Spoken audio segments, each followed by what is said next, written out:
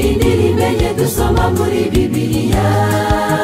Izo ndirimbo enye zijya zinshimisha, indirimbo zikomeye zitangaje kandi zinezeza. Indirimbo ya mbere yaririmbwe uwo munsi, isi n'ijuru n'ibirimo byose bimaze kuremwa. N'abazomba ijuru zisingiza Imana, iyo ndirimbo sinagize amahirwe yo kuyiririmba.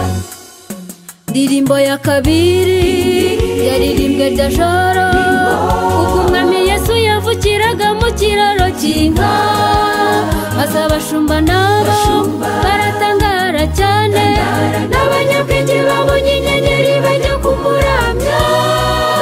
Betelehemu rero ntabwo ukiri mutoya, kuko wavukiye mu mukiza w'abari mu isi bose. Niwe byiringiro. Iyo ndirimbo sinagize amahirwe yo kuyiririmba.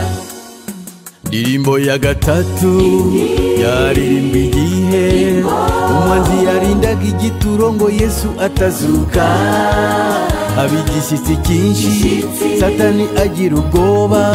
Indirimbo yaririmbwe Yesu atakibarizwa mu gituro, maze atumbagira yinjira mu marembo w'ijuru, humvikana urufaya rw'ibyishimo byo gutsinda.